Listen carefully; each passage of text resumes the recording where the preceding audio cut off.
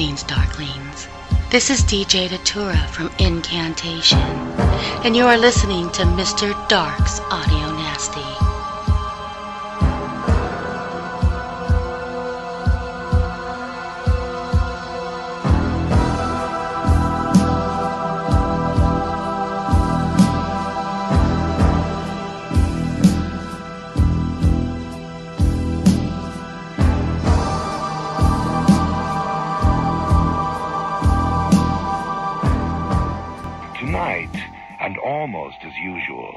We'll be taking you out to a nice little place in the country.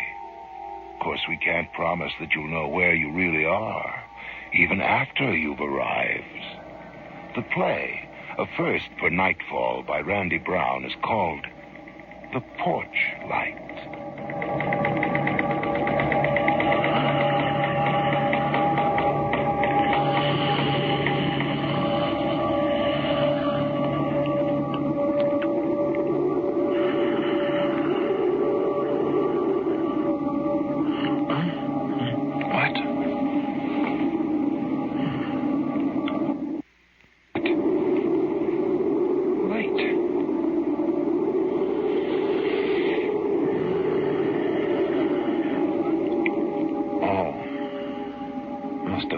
Downstairs porch light on. What time is it? God, 3 o'clock in the morning. Wait a minute. I turned that light off before I came upstairs. Maybe Carol... No. She was already here in bed. I know I turned it off. How could it? Strange. Damn it. Now I won't get back to sleep until I turn that thing off. Shh. Try not to wake Carol. Where are my slippers? Dressing gown. It's cold. Feels as if the window's open. Closed tight. Must be a draft from somewhere. Ooh, look at that storm. Must have snowed 6 inches in the last few hours. What's that? Something moved under the porch light down there. Can't see for this frost. Looks like it's... Yes, it is. It's a man. Standing under the porch light. He's... My God, he's looking up here, waving. Like he wants me to come down. What the hell? What's he doing out there in this weather? Bob? I'm over here. What are you doing? There's a man under the porch light, waving to me. Oh, come back to bed. No. Come and see this. It's cold. Well, put on your dressing gown. Why don't you turn on the light? Not yet. There's something strange.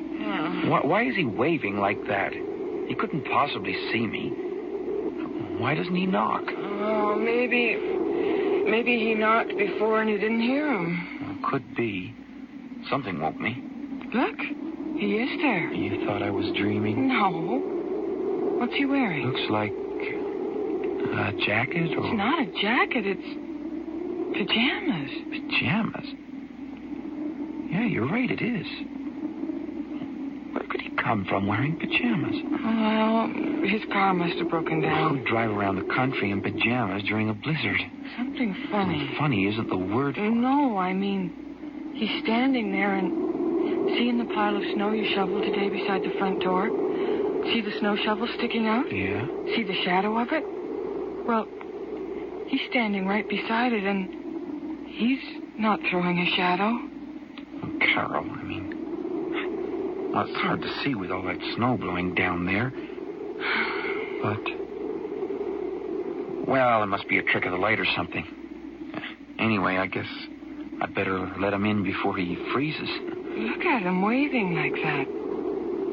How could he even know we're home, let alone at this window? Oh, he knows we're here all right. Car's in the driveway, the porch light's on. Why'd you leave the porch light on? Well, I could swear Well, never mind. I'd better get down there. You still can't see his shadow. Yes, well, you're right. It is weird. I don't understand. Anyway, better go. Wonder who he is. Don't know, but we'll find out. Wait. Bob, I'm coming with you.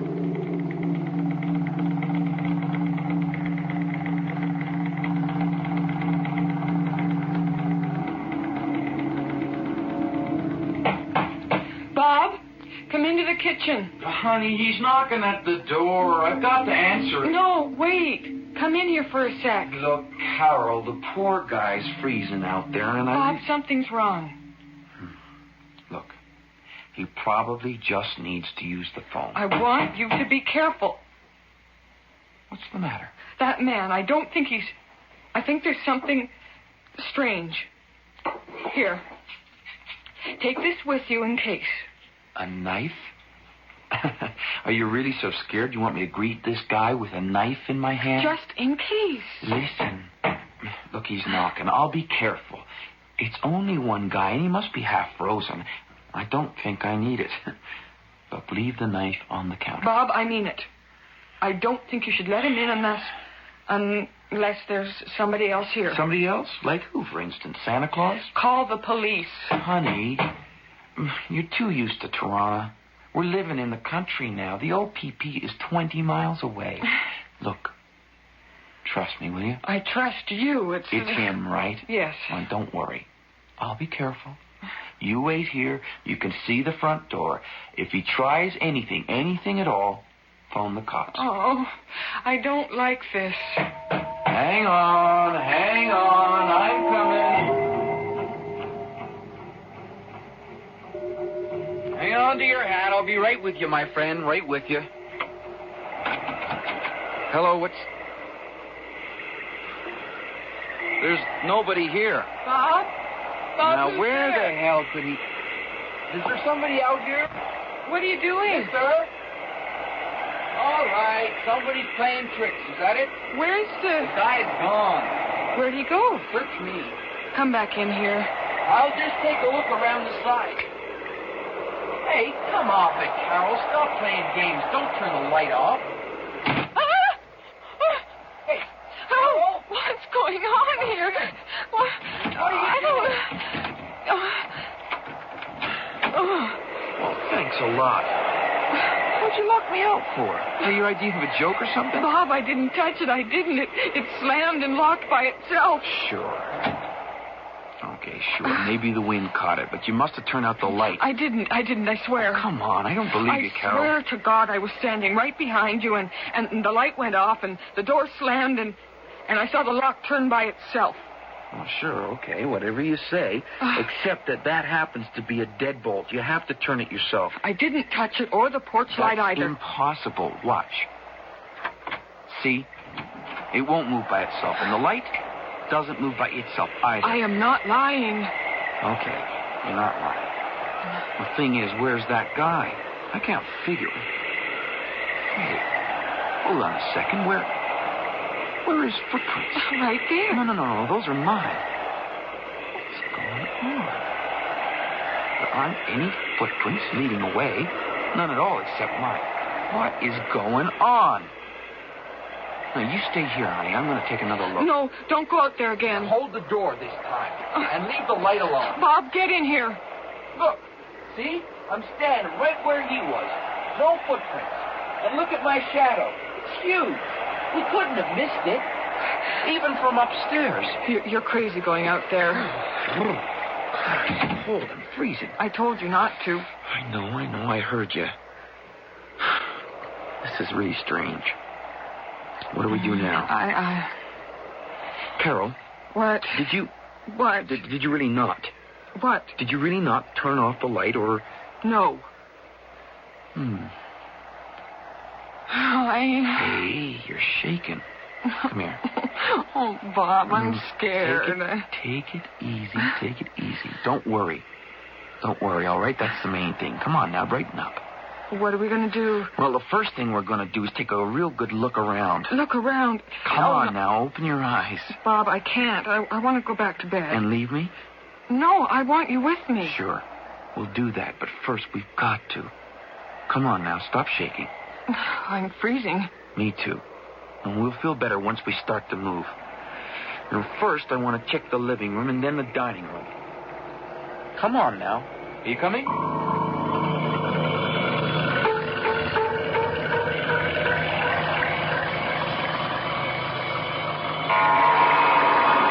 Let me get the light. Yeah, that's better. Bob, that man, who could he have been? What could he have been is more like it. I don't even want to think about... Where are you going? Checking these windows. Nope, all locked. And so are the ones in the dining room. See, there's nothing to worry about. The whole house is locked up tight. Why are you checking the windows? You don't think... What? Do you think he might try breaking in? I don't know, maybe. Oh, God, I think I'm going to be sick. Hey, Carol, relax. Just relax, okay? Everything's locked up tight. Nobody could get in. There's nothing to worry about. Oh, Bob. Look, why don't we just go into the kitchen and get some coffee?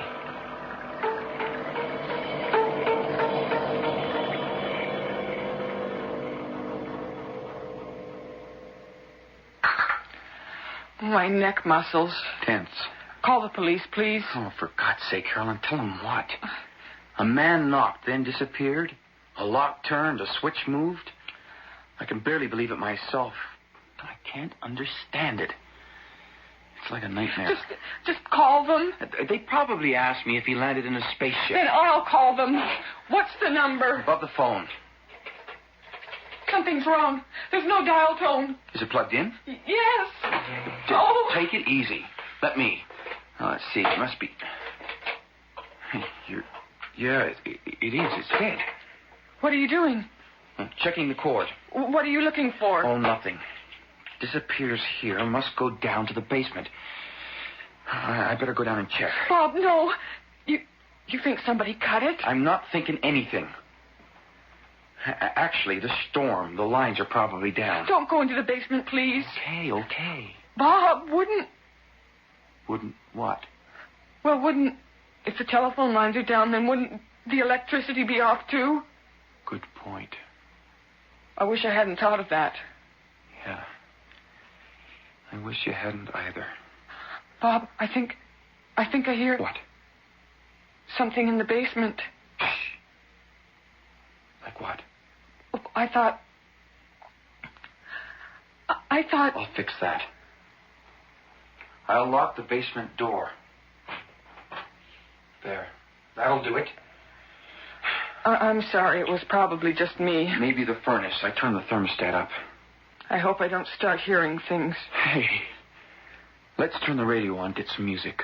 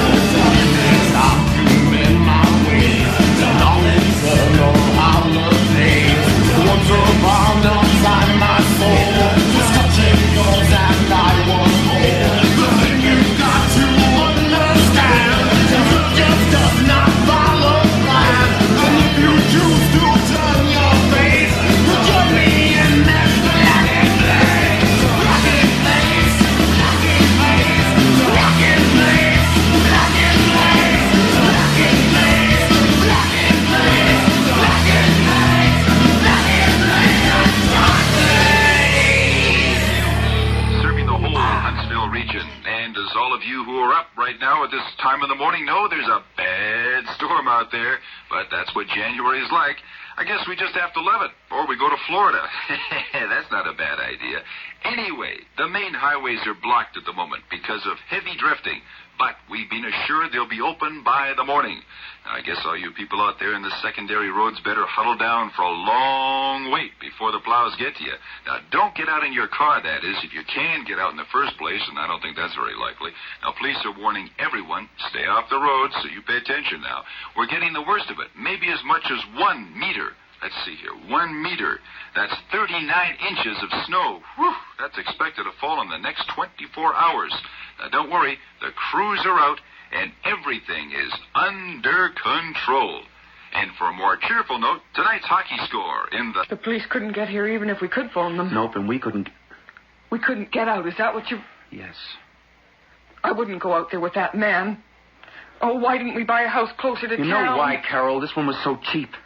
We thought there was something wrong with it, like it was stolen or something. It was okay last summer. It's all we could afford, and we couldn't have gotten anything half as good for the price in Toronto. It was cheap even for up here. Yeah, well, now I understand about that story. What story? The story the real estate agent told me. I never heard it. I know. I forgot all about it at the time, but...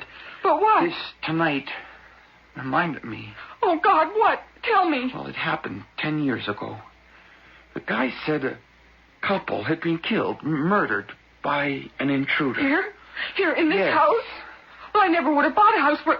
You know I never would have. That's why you You never asked, Carol. Don't say that to me. You might as well have lied. Bob, that's... How could That's you? why we have a house at all. We couldn't have afforded anything. Oh, no. Oh, where were they? Not... Killed? No, not in our room. She was found here in the kitchen, and he... This is the odd part. Stop, please. Don't tell me any more. We're selling this house, that's all I have to say, and... What's that?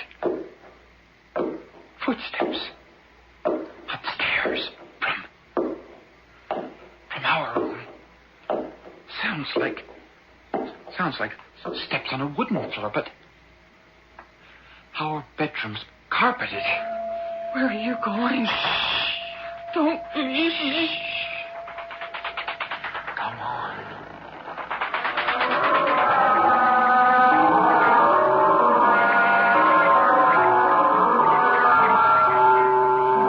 Look, our bedroom door's open. I'm going in. We've had enough of this. You don't know what he'll do. If anybody's in there, come out, okay? We don't want trouble. I'm coming in. No, Bob, please don't. Stay here, Carol. Okay, I'm coming in. I'm coming in now. I just want to talk. Carol, there's no one in here.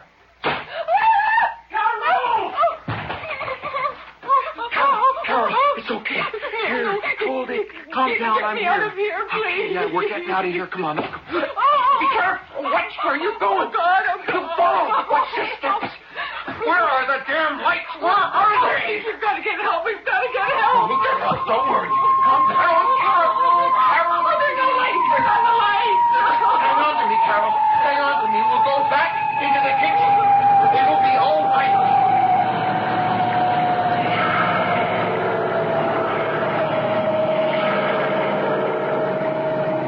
Here's a chair. Sit down. You'll be all right, darling. I'll take care of you. Hang on to me, Carol. Hang on. Oh, turn on the lights, Bob. It's so dark. They're out, honey. The lights must be down somewhere. Oh, Yeah. no. We've got candles, don't we? Do you remember where the candles are? In the cupboard. Bob, won't somebody help us? Of course they will. Don't you worry. Now, which cupboard? I don't know. Below the sink, maybe. I don't know. Yeah, they are. Matches. Here. And there was light. Damn draft in here like a wind. It's so cold. I'm draft. freezing. It's the draft. Now it's blowing out the candle. There. Got it going now. That's better. Damn it. I can't keep the candle going. All right, Carol. I've got to get the flashlight. It's in the front hall closet. No, don't leave Darling, me here. listen, we've got to get out of here. I'm not going outside. That man's out there. Oh, I can't. You've got to hear me. Now, I'm going to the front hall closet to get the flashlight, and I'll bring your coat. Oh, what if he's in there? I'll chance it. Be right back. Take the knife. Oh, okay. Where is it? On the counter. I need a light. Where? It's not there. Oh, no. What? The knife.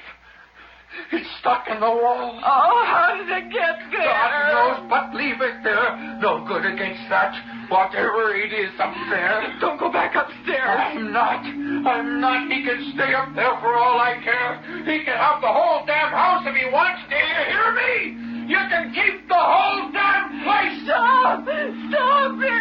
Don't worry, Carol. We're going to be all right. I'll be right back.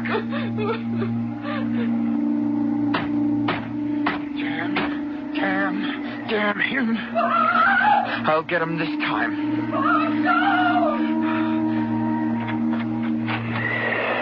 Nobody. In the porchlight. It's on. How can it be on and no footprints here? The door. Bob! Is that... Carol, open the door! Open the door!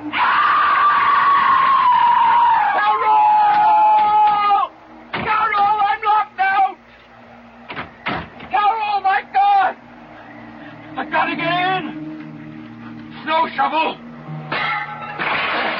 Carol, it's me. I'm coming in. The window. Where are you, Carol? I'm coming. Carol, answer me. Are you still in the kitchen?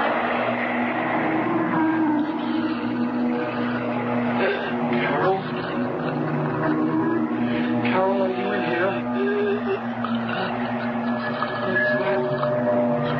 Where are you?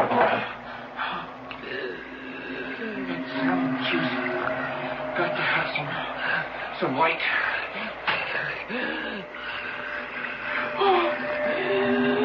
The knife. Oh, God. Carol.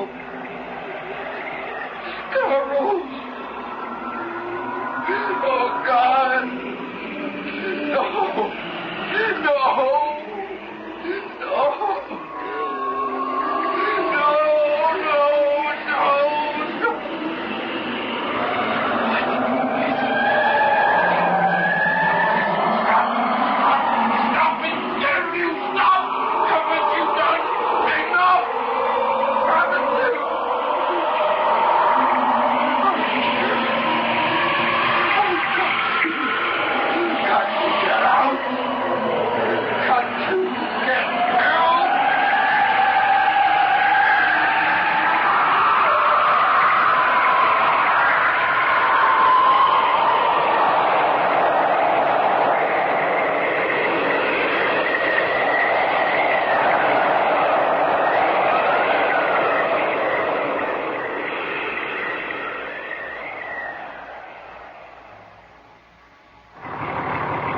Road's been snowed in now 4 days, you know, officer, and we've been driving our rigs down and plowing them out as fast as we could get to them.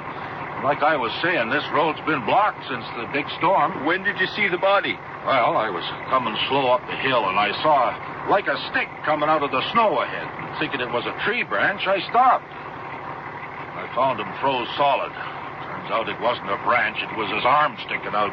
Do you know who it is? Not exactly, but I got an idea. Young couple bought the house about a mile back. Well, we'll drive down and take a look. You wait here and don't touch anything. There'll be another officer along to photograph him. Don't worry about me. I'm not going near him. God, the look of his face.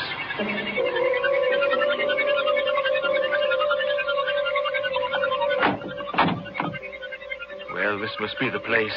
Nobody's been in or out. Car's still in the driveway. Yeah. Let's go. How do you figure that guy got out in the road in his pajamas? Well, that's the $64 question. I say he was killed and dropped from a car. There was blood on him. Now, you don't get that from hypothermia. There weren't any wounds. I got a hunch we'll find our answer, if there is an answer, inside this house. What makes you so sure? How long you been on the force? A year. Over the last 9 years, we've had a lot of calls from this house. It's been empty for the last year or so.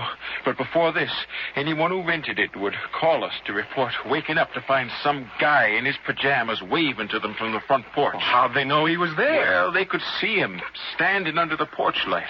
But when they went to the door, nobody there. And footsteps and lights going on and off. A haunted house? You're kidding me. Well, everybody who lived here got out faster than they came in. Here, look. The front door's open, and the window's broken. Yeah. Looks like it was smashed with the snow shovel there. And the porch light's on. I got a feeling what we're going to find. Let's go inside. Hello? Anybody home? Snow's drifted in. There's no heat. Take a look in here, in the kitchen. There doesn't seem to be anyone. My God. A woman. My God, look at her. Yeah. She looks the same as... As what? As 10 years ago. The newspapers are going to have a field day with this one. But this isn't just a haunting, it's murder. It was murder 10 years ago. We found the exact same thing. Woman here in the kitchen and the man out there even looked the same. Door open, window broken. Even the porch light was on. Oh, the newspapers played it up. We figured an intruder. But then the forensic lab got evidence from the husband's body. He killed her. And these people? God knows. This is Mr. Dark, and I wanted to tell you about California Costumes, where characters come to life. And make sure to tune in to Mr. Dark's Video Nasty horror host show on the Vortex, the online home for horror hosts.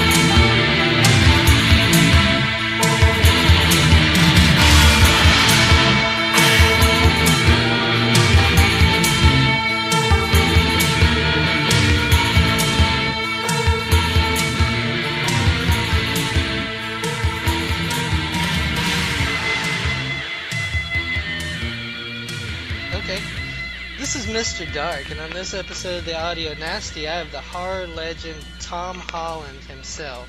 He created Child's Play, did Stephen King's The Langoliers, Fright Night, among many other things. How are you today, Tom? I am fine, thank you very much. Welcome to the show. So, tell me about Twisted Tales. Twisted Tales is a series of shorts of indeterminate length. I think there are 8 of them, and they run from 8 minutes to about 30. And I did them for the internet. I had expected them to go out on mobile phones and to be viewed on phones and tablets. And I did it for FearNet, and just as they were released, FearNet was disbanded by Comcast, which in the merger with Universal had ended up owning them, and so FearNet was thrown aside, and they went with Chiller, and I think that's because Comcast is a cable station and Chiller was a cable channel, and they didn't understand FearNet, which was an internet website for horror. And anyway, so what happened was Image, which had the DVD rights in North America, took and put them all together and released it, I guess, as a movie, which was never my intent, as a 2 hour and 20-minute movie. And they're selling them that way, and they just went up on iTunes, and they've been on Amazon. They're on Amazon for download or for buying the DVD. And we just got a release through Bulldog in Great Britain. But I'm going to put them up as singles on my website, which is TH Terror Time, or Tom Holland's Terror Time. And I hope to have them up by the end of July, where you'll be able to look at them as I intended. You'll be able to download them onto your iPhone or whatever, and you'll be able to take a look at them one by one. Because what happened, people are going to like this one more than that one, or that one more than this one, and they should be sampled, over, not all at once, but, over, on a one-by-one basis. So if you like one, maybe you'll look at another, and and vice versa. So that was my original intent. I think, and I could be wrong, but I think a lot of the consumption of content, as they say, which is to say entertainment, is going to be on your mobile. How was Terror Time conceived, and when did it start? We started about 2.5 months ago. What's happening is, well, you know this better than anyone. This is a podcast, right, Jason? Well, I mean, it's the people are consuming entertainment like podcasts and video on the go more and more, and that especially goes to millennials. And so I wanted to get into that, but I was also interested in what it would be like trying to write in short bites. Then I had almost no money. But I wanted to see structurally whether I could make shows that were short, like 8 minutes. And that's one called Fred and His GPS with AJ Bowen. AJ Bowen? AJ? Yeah, anyway, and longer ones, is to see what the time, being held down to a very, very short episode, what that would allow me to do dramatically. And so I learned a lot about the form. I don't know if this would interest your readers or anybody else but me, but, because among the many things I seem to do is write. But what I learned was, if you have something under 10 minutes, you can't do very much more than a monologue or a two-hander, meaning just 2 characters. But if you have like 22 to 24 minutes, you can do something more ambitious and have a and have a true character arc. In other words, I guess I learned what they knew in television back in the 50s, which is half-hour shows or give you enough time to really do something that's dramatic with a little production value. But so it was just a very interesting, kind of dramatic challenge in terms of constructing stories that could work in various time limits, and I learned a lot. Yeah, I had a fellow named Dennis DeFran producing. I had what your audience would be interested in. I really had wonderful actors. I had AJ, I had William Forsythe, Danielle Harris, Angela Bettis, James Duval.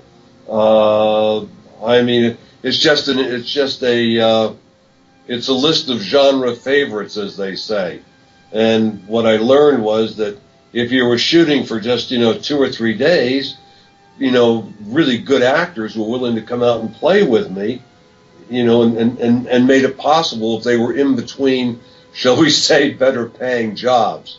Anyway, I had a lot of fun, and I learned a lot. I worked with some great cinematographers. I mean, everybody was just. Vince Guastini did the effects. He was terrific. I've been working with Vince since Langoliers. He did Thinner.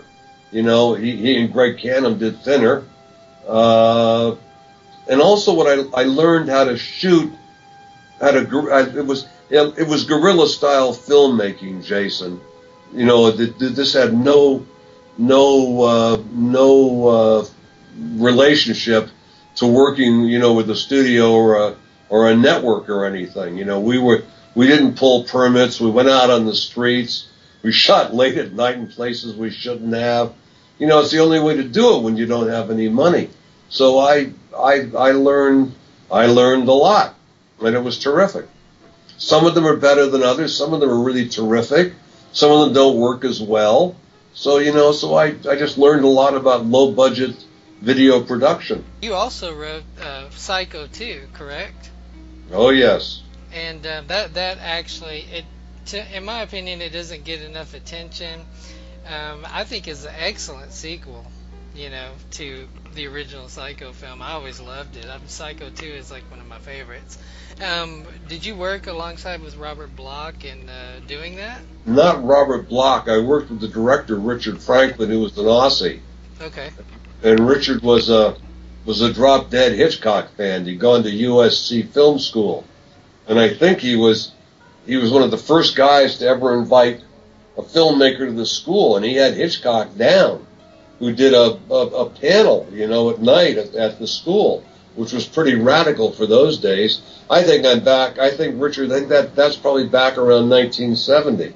And Richard interviewed, Mr. Hitchcock, and so he just knew everything about Alfred Hitchcock and John Ford, but it was the visual set pieces that Hitchcock created and the way that he built suspense that had Richard so entranced. And Richard, the experience for me was definitive. This is such a big question. Psycho was the seeing Psycho for the first time, and I was a little kid, was like it changed my appreciation of film. It changed what I thought horror was. Ever since I was a little kid, I've been into sci-fi and horror. And I saw Psycho, and I'd never seen cutting or montage sequences like that. And I realized that the film was so much more than the Hammer films or the AIP films that I'd seen previously that I'd been in love with.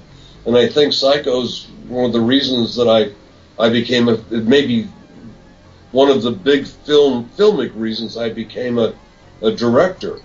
And what happened with Psycho with Richard was we studied, deconstructed, reconstructed Hitchcock's film career, and we looked at visual set pieces in particular. And by that I mean suspense sequences, usually with Hitchcock, where the story progressed with a minimal use of dialogue. In other words, it was Hitchcock's, saying that that film is about the visuals. It's not talking films. It's visual films, and also we had huge respect for Hitchcock, and we also knew that we were going to get killed critically by daring to do a sequel to what was, by that time, which was like 1982, was considered a classic film. Now, to show you how things change, in 1961, when Psycho originally opened, Hitchcock was castigated by all the critics in America, who absolutely hated the film and thought it was reprehensible and a travesty of good taste. So that shows you how much things changed in 11 or 12 years. But I think I worked harder on that script maybe than I have in any other, because I knew I was walking into a critical buzzsaw, and we also had to get Tony Perkins to say yes. We didn't have Tony Perkins when we started on that, and no, I didn't work with Mr. Block.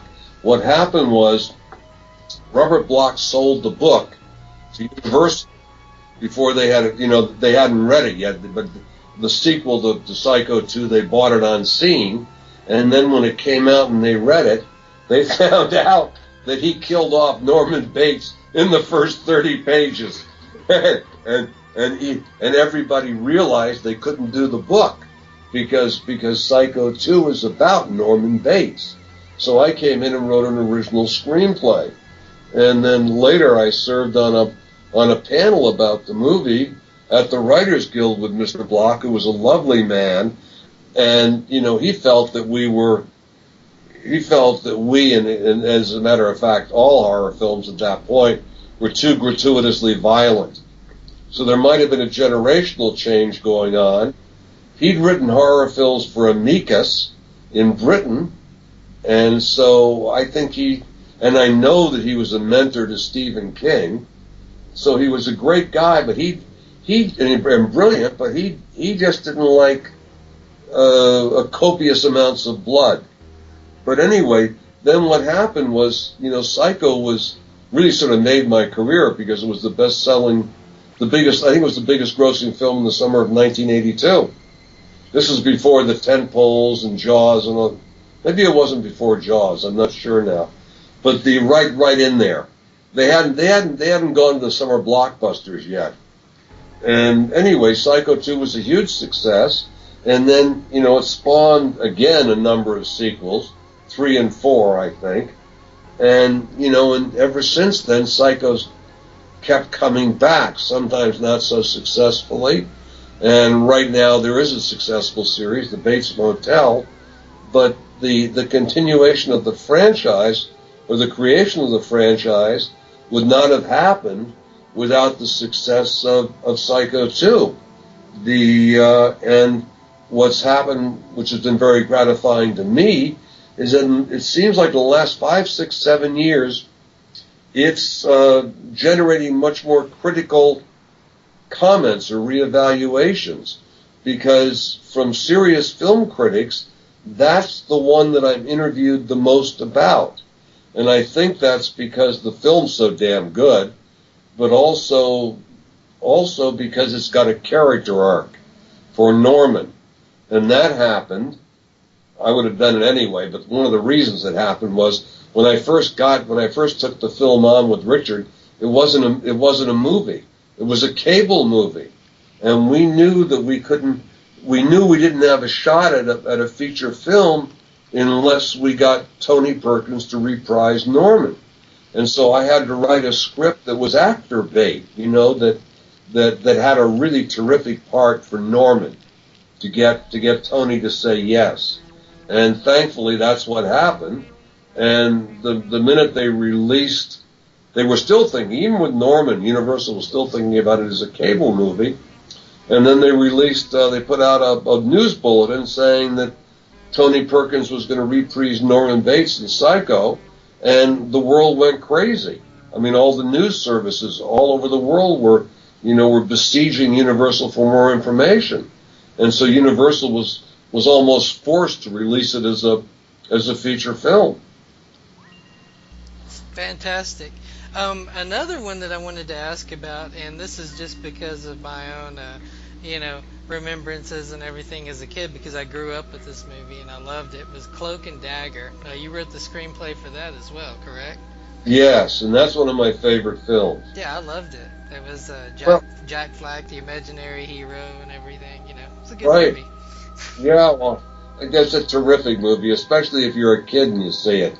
And we shot that in San Antonio. So that's your your Texas territory, so to speak. Yeah. Well, my best friend for years is a guy named Chris Hendry, and he's from San Antonio.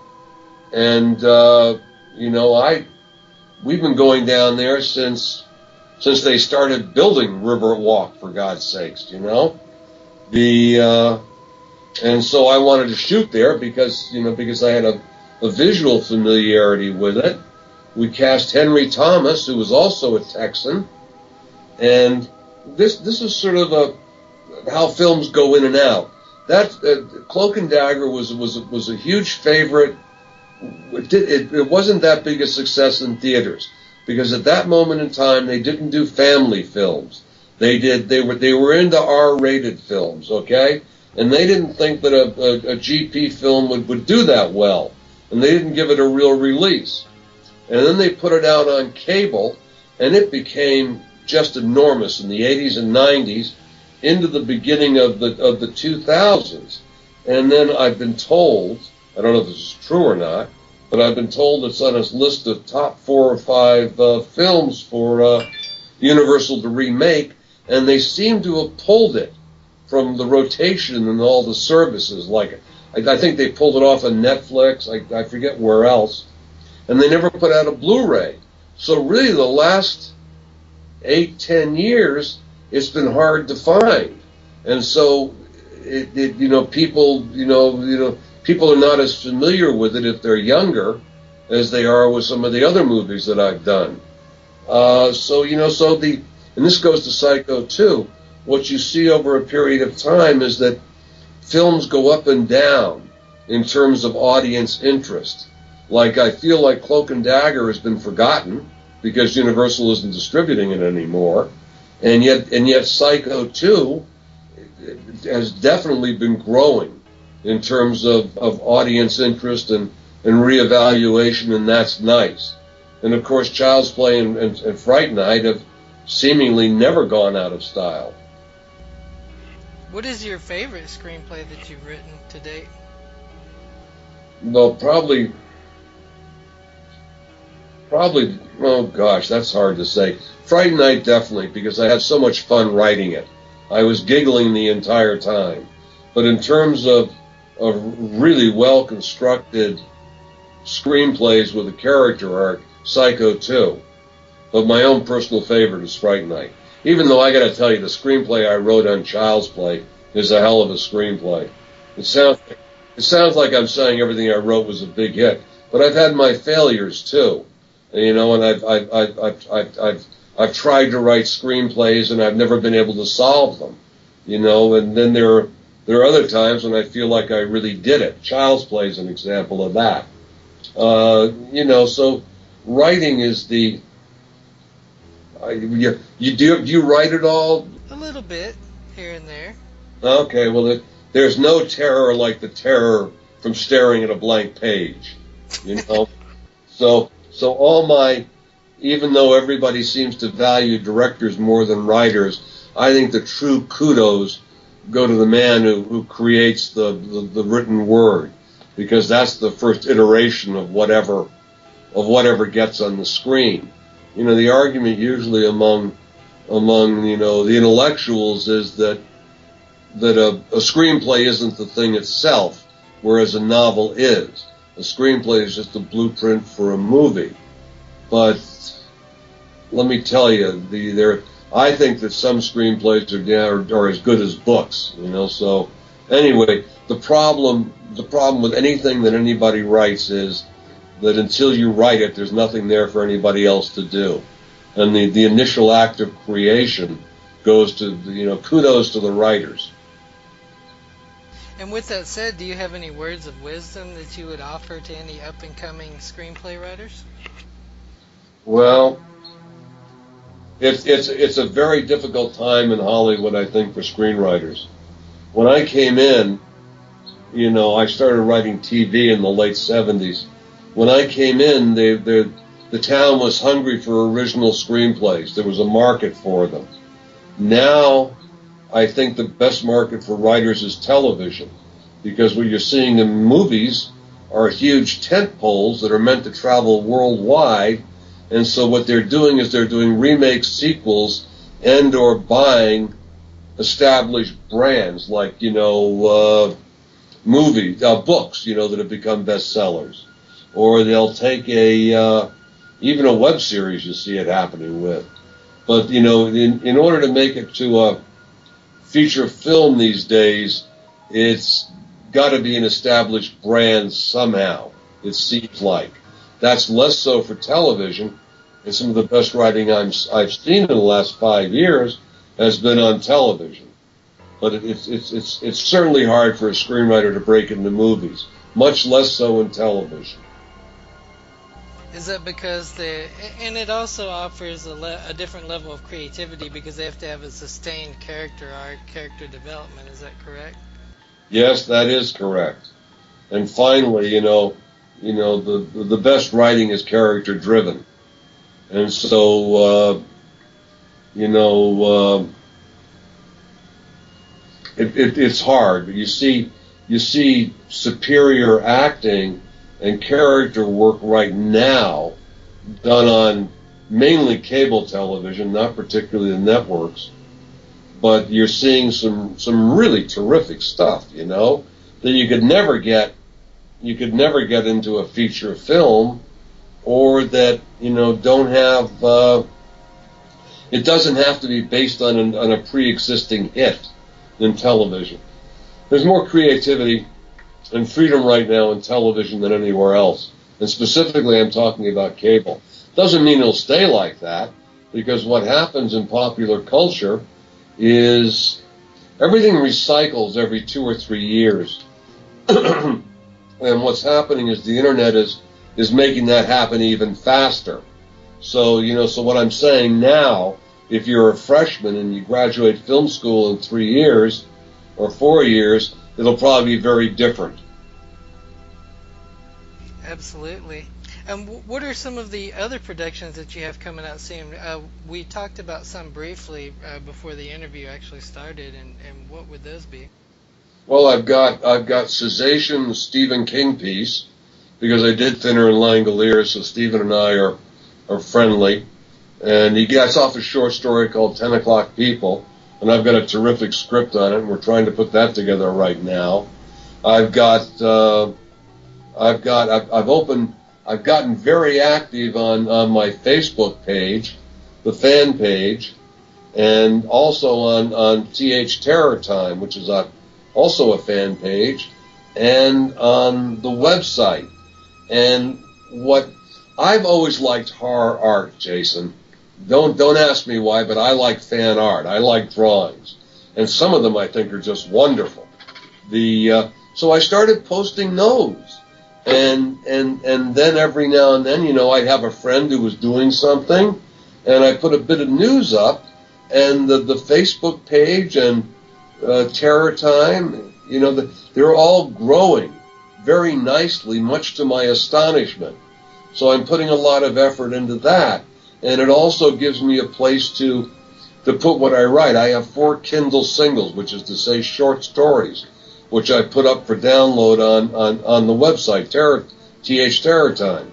And the reason I'd forgotten what time it was when you called, because I'm sitting here working on a novel.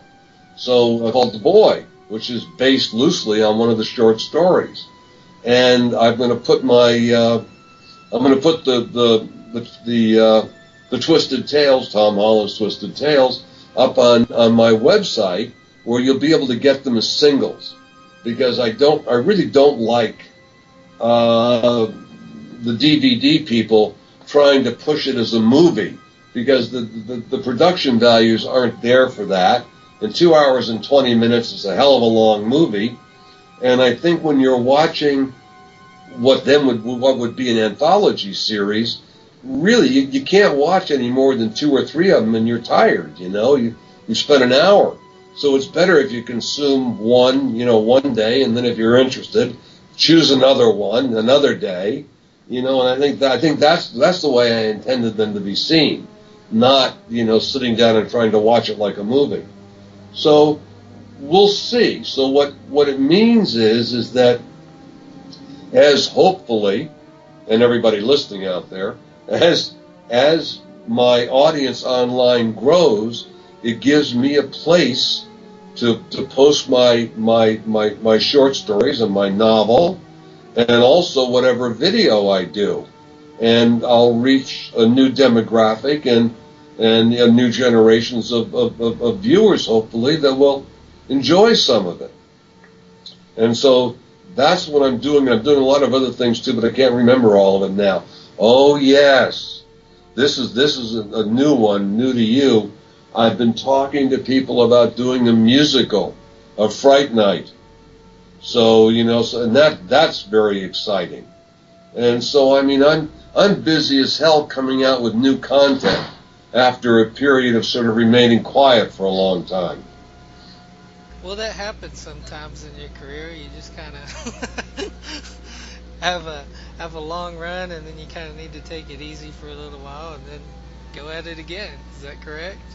Well, what I guess you burn out, I suppose, would be one way of saying it. But it also, I don't really understand it. I don't really.